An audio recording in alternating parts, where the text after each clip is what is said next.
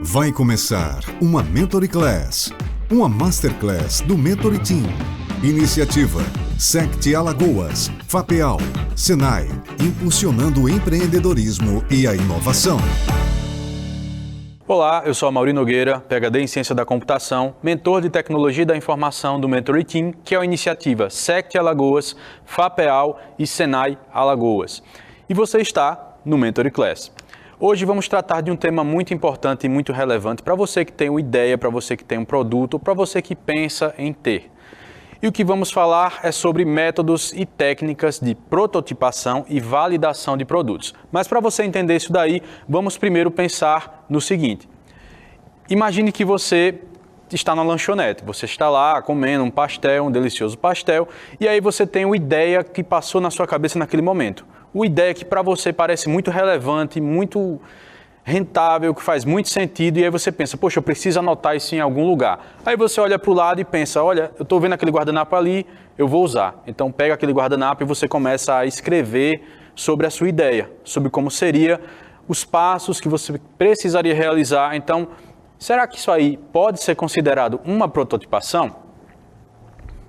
Então, hoje nós vamos falar sobre isso, sobre métodos e técnicas de prototipação, sobre tipos de protótipo, sobre testes de usabilidade e experiência do usuário, sobre formas de validar um protótipo. E para a gente entender um pouco sobre cada um desses conceitos, vamos voltar para o nosso exemplo. Então, existem vários tipos de protótipo. O que é um protótipo? Um protótipo é uma maneira da gente representar um conceito, representar uma ideia, representar um produto, representar qualquer coisa que seja. Às vezes o conceito nasce na nossa cabeça e a gente pensa assim, olha, eu preciso transformar essa ideia, esse conceito em algo palpável, algo tangível. Então, isso é o que a gente pode chamar de protótipo. E será que o que a gente fez no guardanapo pode ser considerado um tipo de protótipo? Sim, a resposta é sim. Pode ser considerado um tipo de protótipo e é um tipo de protótipo, inclusive, que tem um nome. E esse protótipo a gente chama de sketch. O sketch é uma representação simples, tá? Não vai ter muita semelhança com a realidade, porque o objetivo não é a gente detalhar a nossa ideia, o nosso produto. Não é isso. O objetivo é a gente registrar o conceito, registrar a ideia que veio na nossa cabeça antes que ela se perca. Então, pode ser que esse protótipo ele não seja tão fidedigno, não seja tão parecido com a ideia que a gente teve, mas é a forma mais rápida que a gente tem de registrar isso daí. Então, por que é importante a gente fazer esse registro? Porque ideias vêm e ideias vão. Então, uma ideia na sua imaginação é uma palavra solta no vento. Se você não registra ela em lugar nenhum, vai ser muito difícil de você lembrar disso aí depois. Então, qual é a definição de sketch?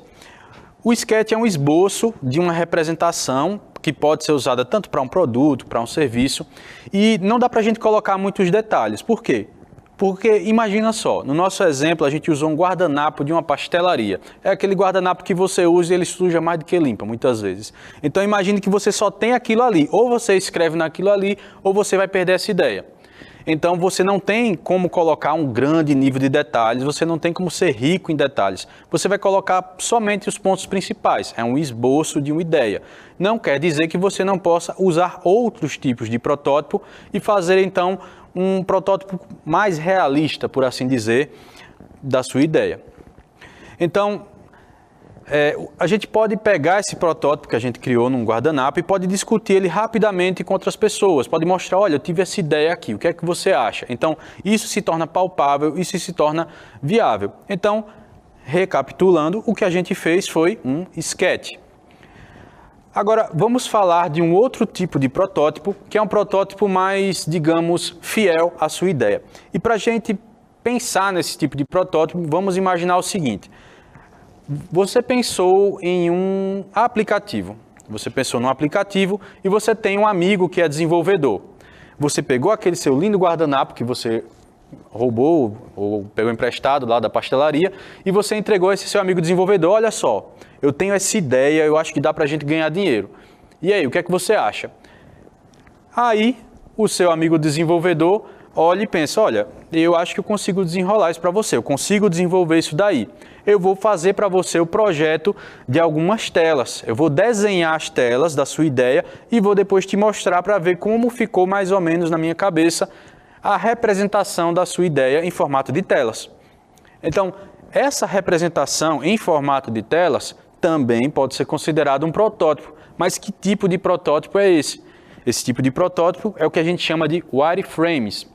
Então, o protótipo de wireframes, na verdade, são algumas telinhas com algum nível de semelhança com a realidade, já é um pouco mais elaborado que o Sketch, por exemplo, e vai permitir que pessoas possam até interagir com as suas telas. Imagine que você pensou em botões, em formas de usar esse seu aplicativo, essa sua ideia, e aí você colocou tudo aquilo nas telas. Você não, seu amigo desenvolvedor. E aí você fez então um tipo de prototipação que chamamos de wireframes. Então, esse desenho vai permitir que você tenha uma noção de maiores detalhes. Então, você vai conseguir entender melhor o funcionamento e isso também é um tipo de protótipo com um nível de detalhamento um pouco maior.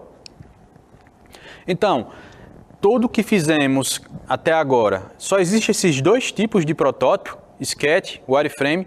Será que eu não vou conseguir fazer um outro tipo de protótipo para um outro tipo de ideia? Será que eu tenho que adequar minhas ideias a esses tipos? E a resposta é não.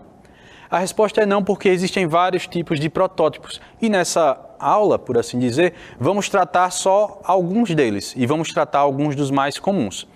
Então, vamos recapitular. Falamos agora de dois. São sketches que são mais simples, têm menos detalhes e permitem você registrar o conceito da sua ideia. E temos também o exemplo onde o seu desenvolvedor, seu amigo desenvolvedor se empolgou e desenvolveu as telinhas do seu aplicativo. E esse daí a gente chama de wireframes. Então vamos pensar o seguinte, a gente tem um protótipo um pouco mais realista ainda. Então esse protótipo agora, seu amigo desenvolvedor pegou aquelas telinhas, colocou iterações. Quando você clica em um botão, ele lhe direciona para outras telas e aí você consegue executar até algumas ações simples. Você poderia, por exemplo, pedir para o seu vizinho testar o seu aplicativo e dizer, olha só o que eu desenvolvi. Essa ideia faz sentido para você? Você comprar isso daí? E aí a gente vai tratar sobre isso mais na frente também. A gente tem alguns protótipos aqui que são um pouco mais funcionais do que outros. Então, no caso do Sketch, a gente não consegue, por exemplo, clicar nele, porque ele é um pedaço de papel, no nosso exemplo. Mas, no mockup, a gente tem um nível bem maior de detalhamento e um nível bem maior de funcionalidade. Você consegue pedir, por exemplo, para um conhecido seu fazer um teste, clicar nos botões, acessar diferentes telas para ver como o seu produto se comporta. Então, falamos de três tipos. A gente tem o Sketch, que vai ter um nível de detalhamento bem baixo, é uma coisa que você vai fazer, por exemplo, num pedaço de papel. A gente falou também dos wireframes, que são as telinhas, né, que seu amigo desenvolvedor fez para você, e também dos mockups. Mockup é o conceito de uma telinha com mais funcionalidades, é uma coisa que se aproxima um pouco mais da realidade que seria a do seu aplicativo funcionando, por exemplo. Então, algumas pessoas podem estar se perguntando, e se eu tivesse um outro tipo de ideia? Se a minha ideia não fosse um aplicativo, porque nem tudo na vida é aplicativo, né? Se a minha ideia fosse, por exemplo, construir um prédio, um edifício de 200 andares, sei lá quantos andares, e eu quero fazer uma representação disso daí, como é que eu vou fazer isso usando Sketch? E a resposta é, você não vai usar Sketch, você vai usar um outro tipo de protótipo, que é chamado de maquete. A mesma maquete que vocês, por exemplo, já devem ter utilizado aí no tempo de escola para construir alguma coisa. Então, a maquete ela é um outro tipo de protótipo. Ele vai ser uma representação física. Então, você pode, por exemplo, fazer aquele seu lindo prédio de 200 andares, colocar alguns carrinhos, umas pessoas para simular e dar a entender a qualquer pessoa que vê essa maquete como seria a sua ideia, como seria o seu edifício, por exemplo. Tá, eu já sei que existem esses tipos de protótipo, né? A gente falou de sketches, a gente falou de mockups, a gente falou de maquetes, a gente falou wireframes. E se eu tivesse, por exemplo, um outro tipo de protótipo? Imagine o seguinte, Eu tenho uma autoescola e na minha autoescola tem alguns alunos que estão com muito medo de dirigir, porque eles acham que vão atropelar pessoas e subir em cima de calçadas. E aí eu não consegui convencê-los de forma alguma a pegar num carro e aprender antes de estar no ambiente de simulação. Então, tem como eu fazer um protótipo num ambiente de simulação? E a resposta é sim.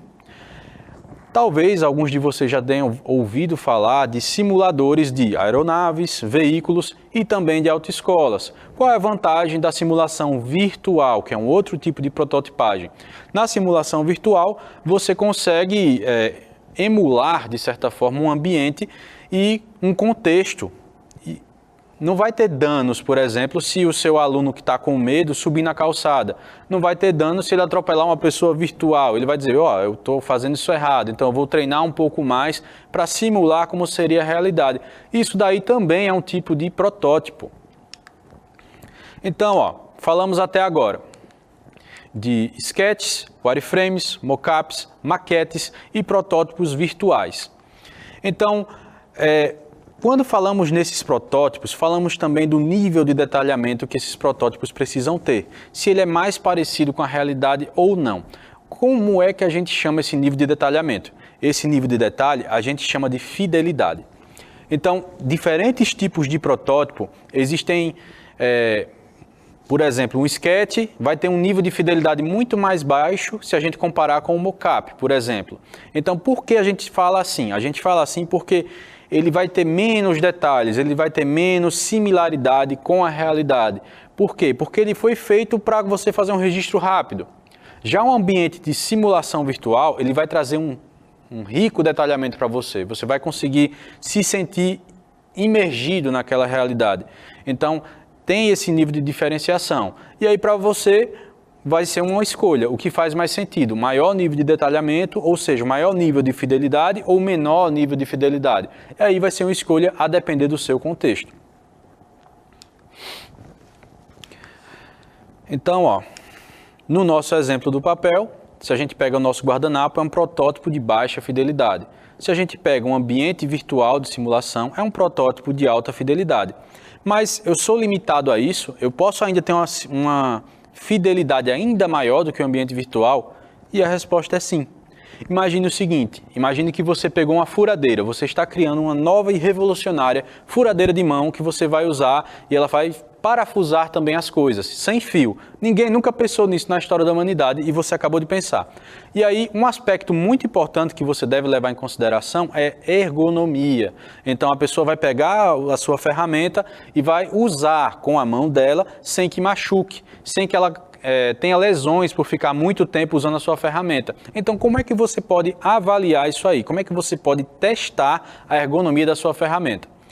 E a resposta é utilizando um protótipo em 3D de alta fidelidade, onde a pessoa vai pegar na sua ferramenta e utilizar num contexto real para saber se doeria a mão ou não. Então, essa é uma forma também de prototipagem. Então, para a gente falar dos vários tipos de prototipação, a gente tem que falar também de validação. Então, por que a validação é importante? Aquela ideia que você teve lá no início da nossa aula, ela é muito legal, ela é muito importante, mas ela só vai ser interessante se alguém decidir pagar por ela. Imagina se ninguém está disposto a pagar por aquilo. A pessoa olha por aquilo que você fez e pensa, isso aí para mim não faz sentido nenhum. Então você precisa validar os seus produtos, você precisa validar as suas ideias. E essa validação ela precisa ser feita com quem vai comprar ou quem pretende se vender essa ideia. Não adianta, por exemplo, você ter um produto muito bom que ninguém pagaria por ele. Não adianta você ter uma coisa muito legal, que na sua cabeça é incrível, mas que não resolve um problema que no contexto real, por exemplo, no caso da nossa furadeira maravilhosa lá, mirabolante, que ela não funciona, que a pessoa usa e sente uma dor na mão depois de meia hora utilizando ela. Então você vai precisar fazer testes, vários tipos de teste. Então o teste vai variar de acordo com o tipo do seu produto. Se o seu produto, por exemplo, for um sistema, você tem que avaliar quantas pessoas ao mesmo tempo podem usar esse meu sistema de maneira satisfatória, de maneira que ele não caia o desempenho. Se o seu produto é uma furadeira, vai ser avaliado, por exemplo, testes de ergonomia, se ele segue algumas normas regulamentadoras de segurança e por aí vai.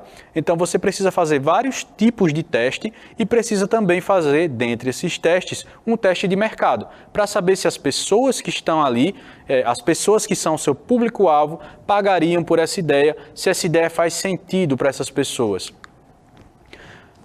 Então, esses testes, eles podem envolver, por exemplo, você vai vender, vai comercializar um número limitado. Então, minha furadeira ISO 9000, não sei das quantas, ela vai ter um lote de 100 unidades para teste. As primeiras 100 pessoas vão utilizar, vão pagar um valor abaixo para me dizer, por exemplo, o que elas acharam desse meu produto. Você pode fazer de diversas formas e isso vai mudar de acordo com o contexto no qual o seu produto e você está inserido. Então, além da experiência do usuário, você tem que avaliar como o seu produto, como o seu sistema irá se comportar nas mais diversas situações. E para isso você vai precisar fazer testes de funcionalidade.